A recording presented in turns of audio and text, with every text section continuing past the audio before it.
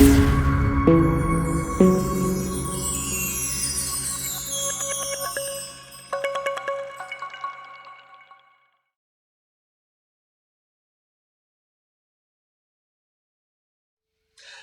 guys and welcome back to HJW Gaming and a continuation of my commander guides following the Rise to War 2.5 patch.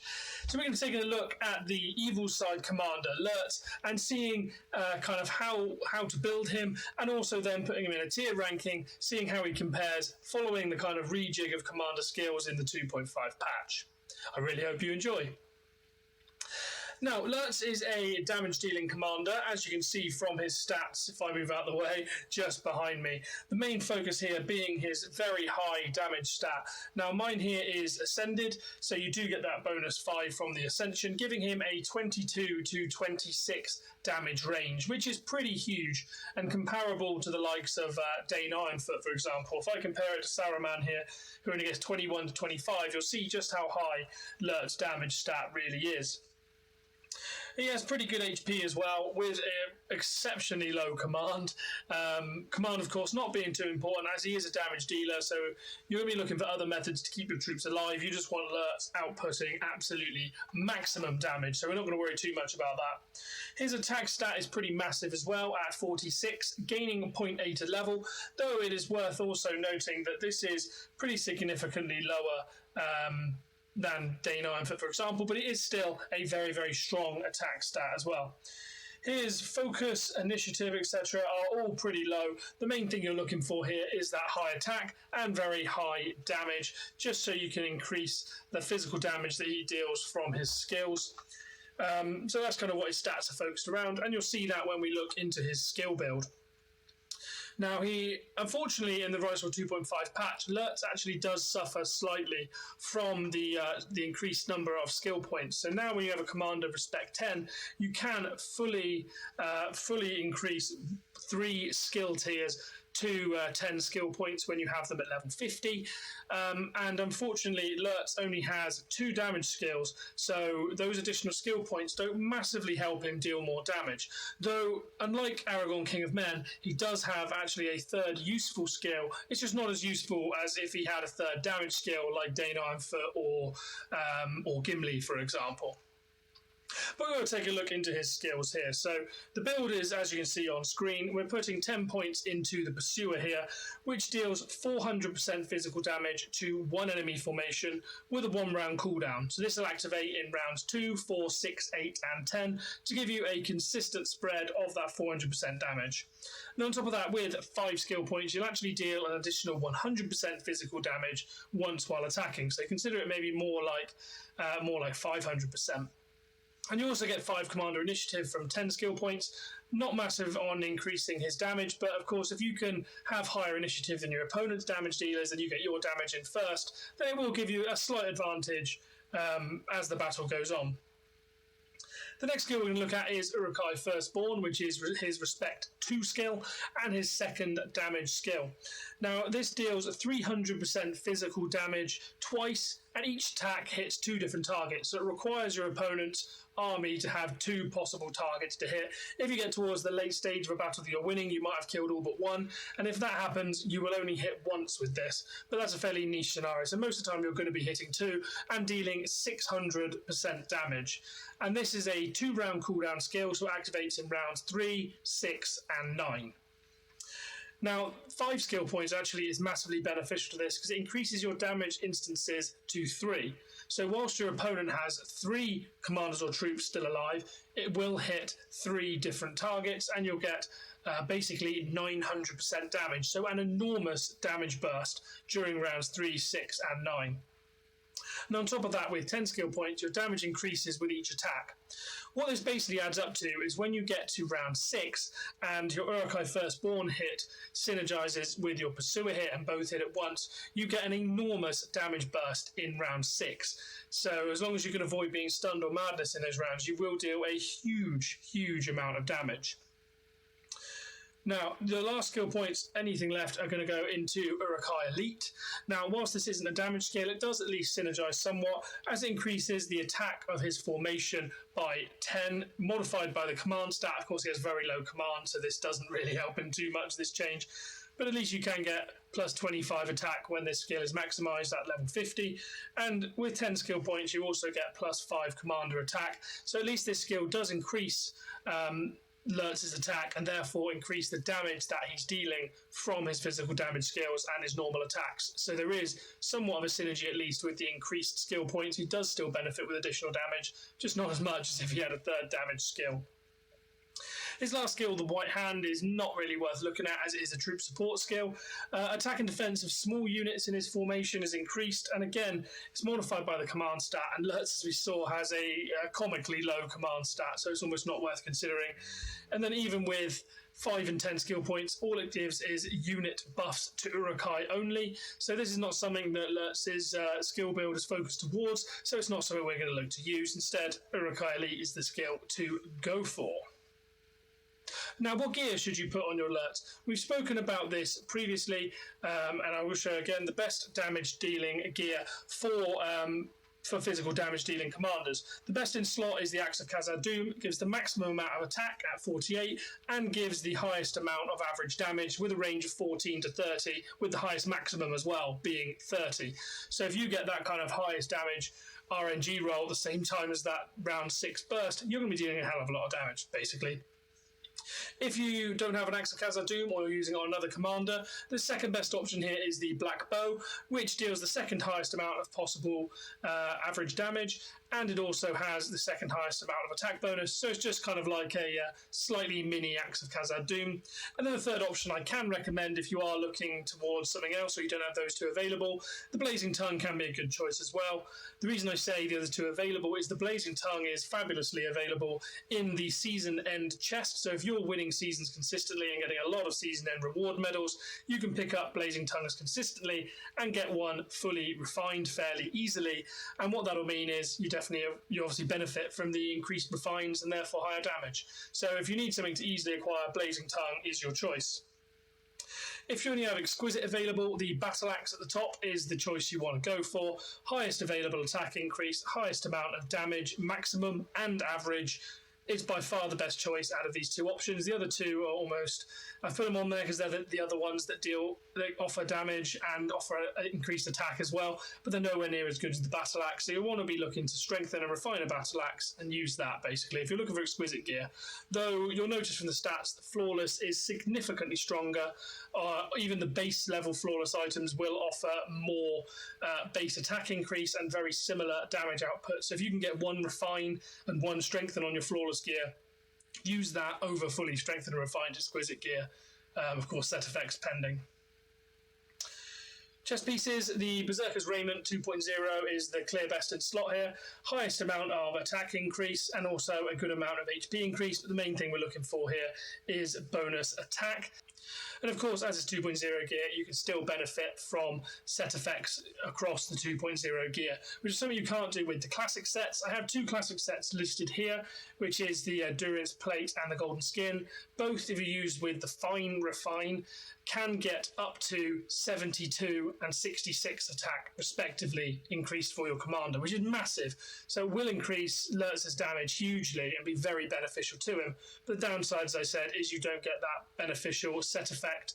If you use something like Might or Perseverance on Lurtz, which increase their damage, you might find actually that the increased amount of attack is actually not giving you the same amount of output as if you use, say, 4 Perseverance pieces. However, you have to if you have these available, a lot of people won't have these available, I'm just putting them up as an option. If you don't have these available, you'll probably want to use the Berserker's Raiment or look for anything that offers high amounts of commander attack and, of course, has a beneficial set effect. Now, Exquisite Chests, again, are kind of the same story in that there's not really a great 2.0 option as in regards to increased attack, Scale Mail being the best, offering plus 15 attack. However, the Exquisite classic items actually blow them out of the water in this respect, and if you have them available, you'll want to be using them. The Gallant Goblin Armour is the best in slot here, offering 36 attack, and with the plus 18 from a fully refined Gallant, actually a total of plus 54 attack, which is a massive increase on the 15 that you'll get from the Scale Mail. So if you have a Gallant Goblin Armour, use that.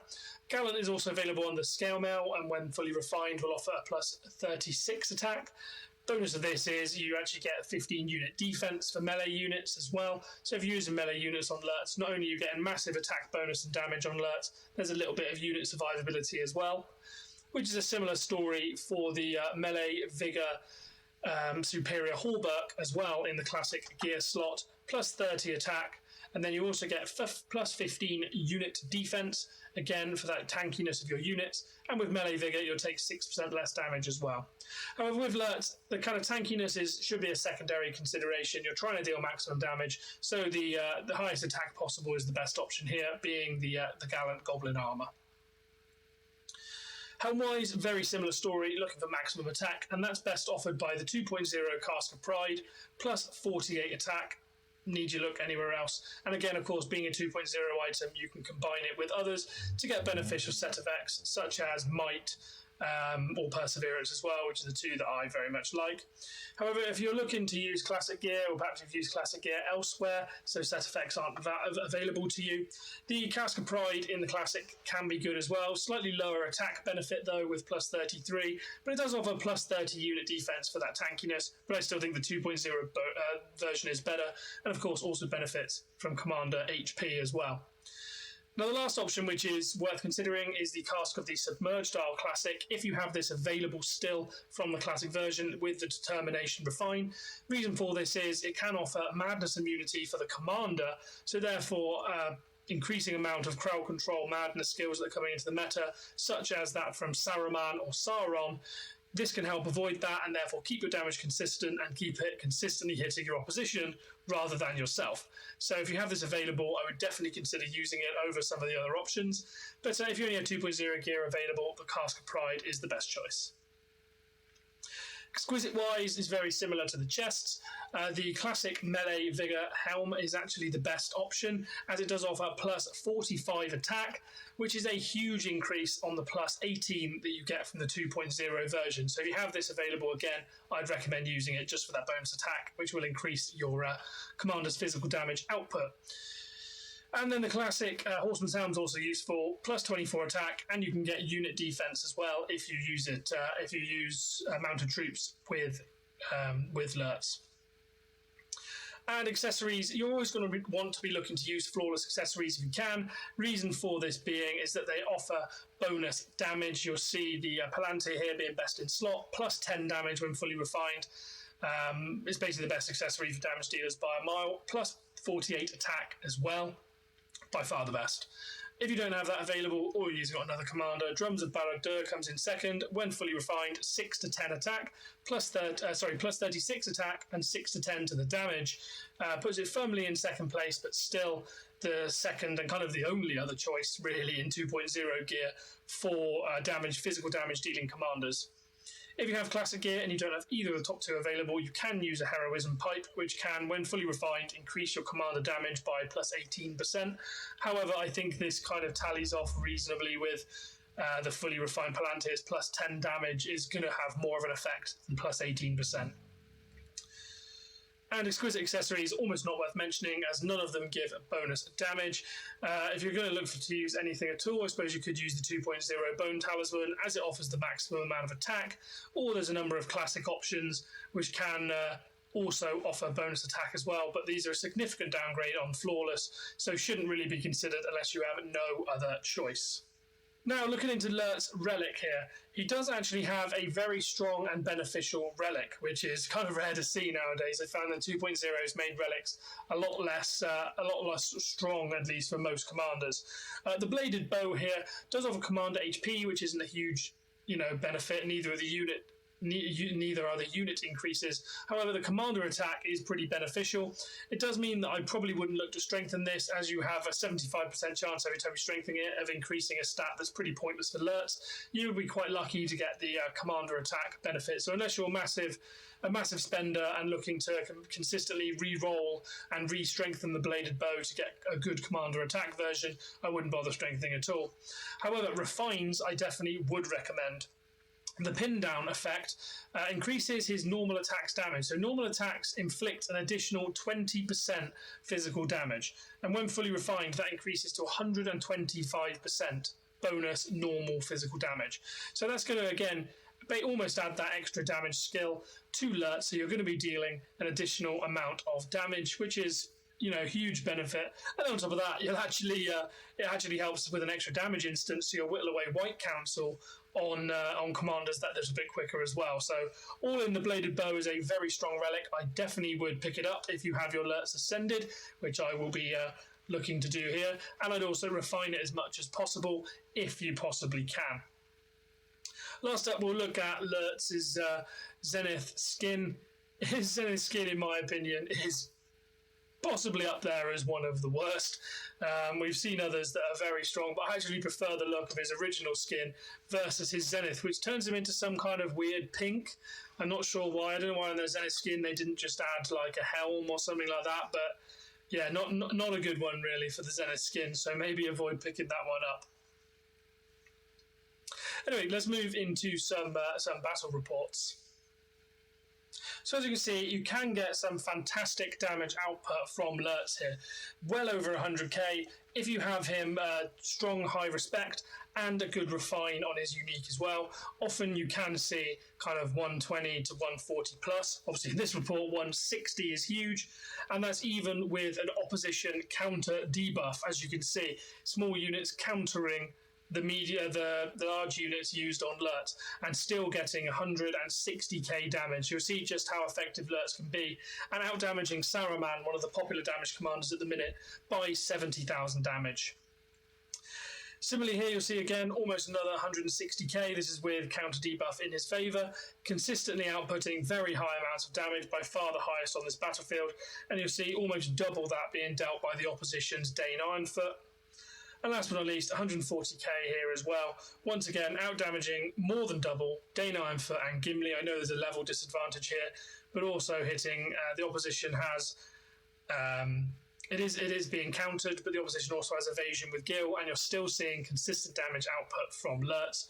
So yeah, overall, I think he is a fantastic commander and definitely worth considering. When you can get him up to this kind of Zenith level of spend or ability, he can be a very, very strong damage commander. Now, kind of tier ranking, where would I place him? Now, he is very, very strong, but he does require quite a lot of spend to get him there. And on top of that, I don't think his maximum damage we saw there quite lives up to that of a very, very high tier Dain either. So he's definitely not in the S tier. I think the one thing he's lacking a little bit is hitting through evasion of Gil-galad, for example, or some kind of resistance to crowd control potentially as well. I think he's very strong, and I just think that third damage skill is not having that is the one thing holding him back. He's got an exceptional relic, he's got great damage skills, and that third skill is beneficial but not quite enough to push him right up into that top tier in the same way that an additional damage skill does for a lot of other commanders. So I think he's strong. I think he's probably upper B tier, maybe moving towards lower A, but I think upper B tier as well. I'll definitely put him above Aragorn, King of Men, for example, as he does deal more damage than King of Men, albeit being a little bit less tanky, but on a damage dealer you want damage. So I think he's better than Aragorn, King of Men in my kind of tier ranking. So yeah, that's kind of where I put him, upper B tier. I think he's very, very strong. And very, very usable if you look to use Lurtz. I think he's a very strong option for your teams. Anyway, with that, I've been HJW Gaming. Hopefully you guys have enjoyed this content. Please hit the like button if you have, and please consider subscribing to see more of my Rise to War content in future. And with that, I've been HJW Gaming, and I hope to see you on the next one.